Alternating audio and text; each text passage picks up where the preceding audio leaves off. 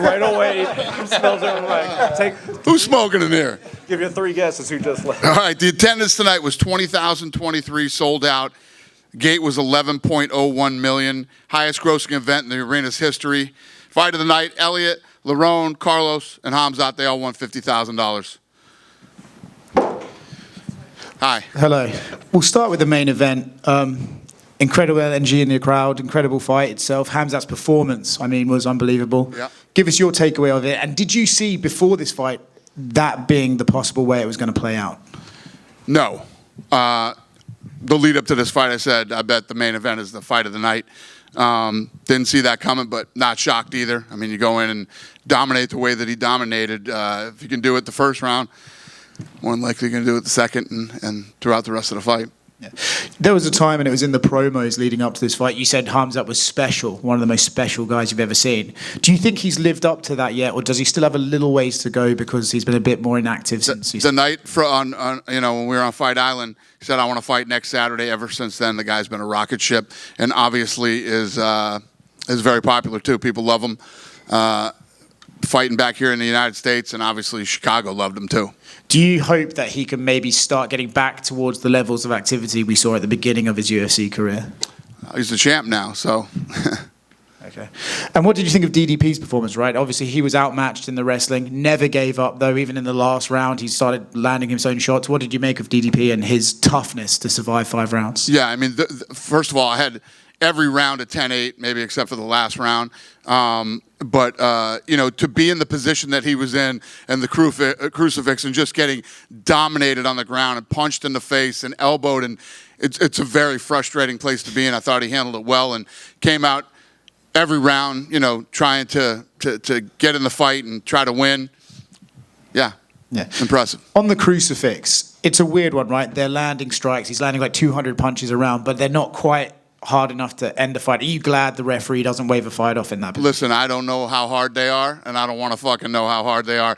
Nobody wants to be in a crucifix getting punched in the head like that. It's got to be the most frustrating, suck the heart and soul right out of you type thing to happen. And just getting dominated on the ground the way that he did is no fun for anybody. I wouldn't say that, he's getting pitted-patted striked. I mean, his face was pretty busted up. The knees that he was taking to the body and to the legs and the hips, and it's going to be a long ride home to South Africa. And then Lerone Murphy, I don't think anything is guaranteed in this sport in terms of getting title shots and stuff like that, but if there's a way you could get as close to guaranteed as possible, he must have done that tonight with that spinning elbow. Yeah, it's a weird thing to say with a guy who has a record like he has and sits where he sits in the division, to say that tonight was sort of a coming out party for him, but it definitely was. Alex Volkanovski has said he would like to fight him in December. It's not often you see a champion calling out the challenger. Could be interested. I love it. And then as far as Carlos Prates, another spinning back elbow and finish, crazy stuff. Wants to fight in Rio. You gave him that fight against who, we're not sure. But MVP was here earlier and said he would step in and fight in Brazil. Yeah, we'll see when we get back. And, Jeff Neal came in very confident that he was going to finish him and knock him out. And for Carlos what an unbelievable performance he put on. Incredible fight. And were there any medical updates on Jeff and Aaron, because they were down for a while after those knockouts? Yeah, well, Pico was transferred, and I haven't heard anything about Jeff. I think he's okay. But Pico, I'm no doctor, but I'm going to say he has a concussion for sure. But we haven't heard anything back that anything bad is happening. He's getting checked for his head and face. Tim Elliott just became, I think, the tied Figueiredo for the most wins in UFC flyweight history. His next fight, he says, is his last on his contract. Are you interested in staying in the Tim Elliott business? Absolutely. I mean, look at what he did tonight, how he came out and performed. Yeah. And then by Sanger, the guy you labeled Billy at the Jimmy at what did you make of his performance? Obviously, a lot of hype coming in. A bit of a rocky first round, but he still pulled it off. Yeah, listen, if you look at what this guy did, he takes the fight on 4 days' notice, wins, and comes back and fights another fight on 4 days' notice. I mean, just the pressure alone of what that kid probably had to deal with is impressive. And I also love Nolan. I went up there and told him after the fight, go home, relax, spend some time with your family, enjoy yourself. You're not going anywhere. We're going to sign him to a deal. Just last one for me. I don't know if any fighters have talked to you, but I guess there was some issue with this official scale at weigh-ins. A lot of fighters were heavier than their scales were. Did that get back to you? And a lot of them were like, can we just get digital scales at this point? Not at all. It's the first I'm hearing of it. I guess MVP, they said he was overweight for middleweight. Dricus was very annoyed that the scale he was using all week was not the same as the official scale and stuff like that. Yeah, that's interesting. You know, a lot of fights don't come to Chicago. We haven't been here in 6 years, so, you know, I don't expect things to always be perfect. Nothing's ever going to be perfect, but the event went very well. I thought the officials did a great job, and, you know, I didn't hear about the scale. But that's a pain in the ass. I agree. It's unfortunate that it happened. Dana, speaking of the scales, Brian Battle missed weight for this card. It was second straight weight miss in 2 different divisions. People are just wondering kind of what his status is after that. I haven't thought about it yet. We'll get home and figure it out. Yeah. How big do you think Khamzat can be? Like, our numbers this week have felt, you know, kind of extraordinary. I don't know it, the pay-per-view, all that type of stuff. I agree. No, we felt the same. Yeah. Do you feel like he can be the biggest star in the sport scene here? Yeah, I mean, he's a big star now. I mean, he's a big star. I mean, when you're asking me, you're saying how much bigger can he be? I don't know. We'll see. But he's already a big star. Everything about this fight was big, from pay-per-view to all the numbers that we were looking at. And just being here in Chicago, I mean, the last 3 days here felt big. Mm-hmm. Tonight in the arena was insane. Yeah, he's a star. I don't know if you're asking me how much more of a star can he be. We'll see. He had said all fight week he wants to turn around and fight in Abu Dhabi. Is that something you would consider, or do you feel like with the heavyweight title already on that card, like he maybe? I just had a kid fight Tuesday and wanted to turn around and come here. I would. Abu Dhabi, I would definitely consider. Yeah, and I mean, so many great potential contenders right now, right? We had the great Fluffy win, Renier de Ridder. We have a huge fight in Paris. Are you just kind of waiting for the Paris one and then maybe see the lay of the land of who could be next? I'm waiting for Tuesday. And then but yeah, I agree with everything you just said. Yeah, and a lot of talk this week about the new TV deal, all that type of stuff. I know probably not much has changed in terms of meetings or anything since Tuesday, but I'm curious, when you talk about the bonuses and changing that, would you ever consider implementing just a finish bonus instead of performance ones? Like, you got to finish, that's the bonus for you? I mean, finishes are part of it. Finishes are part of I mean, when you think about it, other than Khamzat, the finishes were the other bonuses. But I mean, I think you have to mix everything into the equation. A great performance, you know, I don't want to put myself in a box with just finishes. Mm-hmm. And on the topic of fire pay, some people were wondering if you would ever consider moving away from the show win model and maybe doing like flat purses across the. Listen, man, this business has worked just fine. Oh, yeah. The model isn't broken. You know, I love when people who have no fucking idea what they're talking about and don't know anything about the business give input. It's fun. There was a report that the UFC Apex is going to be expanded to have like 10 to 15,000. That was the biggest bullshit story ever written. It's fucking unbelievable. They quoted people that literally said nothing to them, never spoke to them or anything. That entire story was a fucking absolute bullshit lie.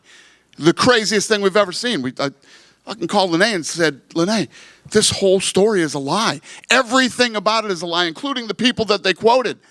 Never talked to them. So how does that happen? How does that happen, Lene, the head of PR for the UFC? What did she say? What's the answer? I don't know. They said we're sorry. Okay. They were sorry, and they did do a retraction and change it. Okay, so you're satisfied with the recent construction to the Apex? That's how it's going to be. Yes, I mean, to think that if you look at the construction that's going on at the Apex, to even think that it's going to be a 10,000 seat arena, anyway. Yeah, it's fucking unbelievable. Complete lie. Everything about that story was a lie. Yeah, I got a question about bonuses. So today it seemed like there was kind of a new thing where there were like instantaneous, the fighters were notified in the... That's not a new thing. I mean, did you see the fights? No, I mean, they definitely deserved it, but It was the last 3 fights. So, I mean, I was looking at the fights from earlier. They were good, and there was some impressive stuff. those two fights were like, yeah, holy shit. Yeah, yeah. And I knew nothing before it had beat it. And anything after, if anything else was crazier than those, I'd have paid the money. I'd have just said, all right. Yeah, I was just wondering if that was kind of going to be a new thing moving forward where you, like, fighters. When shit like that happens again, yes, that will be a new thing that will happen moving forward. I mean, if those fights were the second fight on the entire night, I would have said the same thing. Okay, gotcha. Somebody would have had to been decapitated for you know what I mean? I don't know what would have been bigger than what happened in those fights. Okay, I got a question about, we were talking about some people in the main card, but one of the performances that kind of stood out to me was the Gerald Meerschaert performance. I know he's later in the career, he's, in terms of submissions up there in records for the weight class, but I'm wondering, when you saw that performance, do you see performances from veterans like that and wonder, like, okay, is there conversations that you have with vets at that point, or is it you just kind of leave it up to them as to how, if they're going to continue or what have you? So what are you saying? You're saying that Gerald should be done. He should no longer fight in the UFC. I don't want to give Gerald advice, but something looked off today. It happens. I mean, guys fight, and sometimes things are off. Sometimes you have a bad night. Yeah. Okay. I don't know. Myself, I didn't look at that fight and go, holy shit, he's got to go. Okay. Yeah. Okay, last question. Is the UFC's video game license going to stay with Electronic Arts? And if so, when can we expect EA UFC 6? I have no idea. That is, there literally couldn't be a thing furthest from my mind and thoughts right now than that. But we love EA Sports. We have great relationships there. It's been a great partnership. I don't know the answer to that question. All right. Appreciate it. Thank you. Dana, a really fun night here in Chicago. Just looking forward, I know there's been so much speculation about the White House card. I've seen a lot, obviously, of what you said recently to Jim Rome. Just wondered, at this point, is there anything in the next few months or several months that John could do where you could say, okay, I actually trust him to put him on that card? Let me ask you, what do you think John would do in the next couple of months that would make me trust putting him on the White House card? Well, I would not trust him, but I would like to see him fight Aspinall on that card down the road. So I already said that I don't trust him, and you're asking me what could he do for me to trust him in the next 3 months. You don't trust him. Well, yes, but you talk to him. I don't. Yeah. No, I don't talk to him either. I haven't talked to him at all. Well, there's a greater chance you'll talk to him than I'll talk to him. Yeah. I would not bet on, if I had to make odds, it's 1,000,000,000 to 1 that I put John Jones on the White House card. All right, I think that ends the questions on it. Yeah. What do you think of the energy in all week in Chicago? I mean, the fans were insane. Let me tell you what.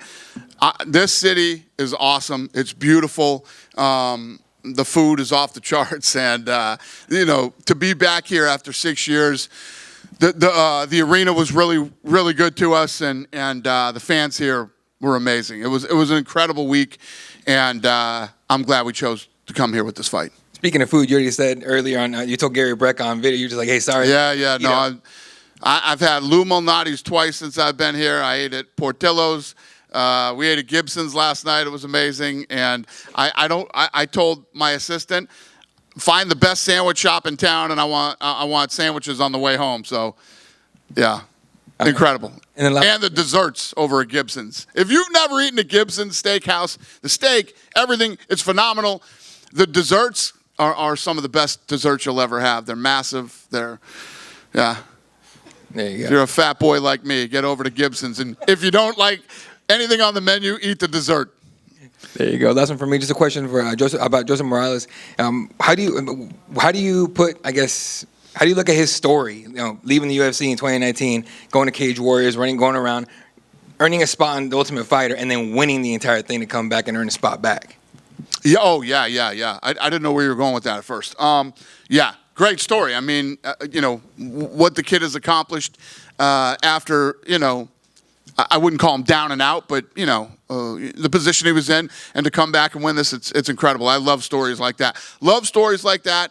And I love, for these two kids to come off the Contender Series. And, he comes off the Contender Series, and then Nolan takes the fight on 4 days' notice. They come in and put on a fight like that. I put him on the main event on ESPN, and they come in and deliver like they did. I love that shit. This is what it's all about. That's why I told Nolan, go home, enjoy yourself. I respect you for stepping up, and you're not going anywhere. And that kid's a dog. I mean, he fought like a dog.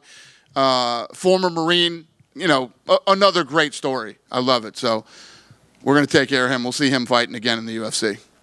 Right here in the middle. Go ahead. Sox hat. Oh, yeah. Everybody's been saying it all week. It's been 6 years since the UFC has returned to, or has been in Chicago. Was there any specific reason why it's taken so long? Yeah, COVID. COVID happened, and then once the world started, you knew my stance during the whole COVID thing. We went through COVID, and then when everything opened up again, I was only going to states that were easy to do business in, and only going to states that would let me do full arenas. So that happened for a couple of years or whatever, and then then we hadn't been to so many places. There's so many options right now. But like I said, it's good to be back.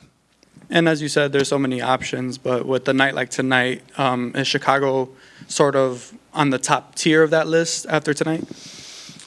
Yeah. I mean, I love Chicago. I literally have been up here yapping for 15 minutes about how much I love it here. We'll just have to see how this plays out. Schedule-wise and with the new network and all the things that we got going on. We'll see. But yeah, I mean, I'm going to come back to Chicago as much as possible. Thank you. Thank you. Dana, over here real quick. Speaking of the new network deal, how much, I know you probably want to build as big of a card as possible for that first Paramount card.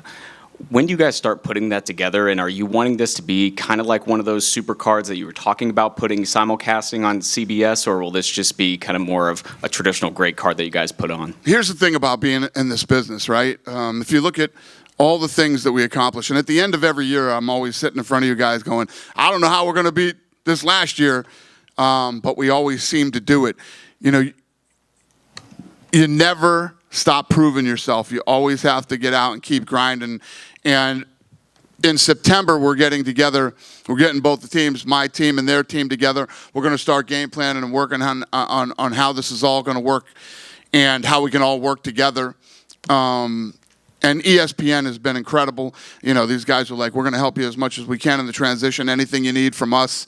We have an incredible relationship with them. I still have an incredible relationship with Fox. And we had a good relationship with Spike when we left there too. The guy Philippe Dumont, I'm sure you've all heard me and how I feel about that fucking guy, but who was one of the executives at the company back then, I'm not a fan of, but every other relationship I've ever had with all these networks, I still have, and nothing. There'll be no difference with ESPN when we leave. And I don't know what the fuck you asked me or where I'm going right now, but we got a lot of work to do. That's the answer to your question. And then, speaking of the deal, and I know obviously you still have a great relationship with ESPN, the Contender Series is still on ESPN. Do you guys have kind of an ETA of what you're looking at in terms of the rights deal for Tough and the Contender Series? Because I believe you said that was not part of the original deal with that Paramount. Yeah, so what's your question about it? Do you guys have kind of a rough timeline of when you're wanting to get a rights deal for those two entities? We haven't even got the teams together to talk yet, and there's still a lot of work to do. Right. Thank you, Dana. Yep. Dana over here, former Celtic Kristaps Porzingis, he said he was interested in fighting for the UFC and his post-NBA dreams were to be in MMA. What are your thoughts on that, and would you be open to that now that he's not on your Celtics? I like him. He's a great guy. That's a tough transition to leave basketball and come fight in the UFC. But I love that that's how he feels, and we'll see when he retires. And once you'd have to fight some amateur fights, and once you get a couple fights under your belt, or one, you might change your mind. I don't know. We'll see. But I like him. I'm not gonna, say I wouldn't do anything with the guy or anything like that.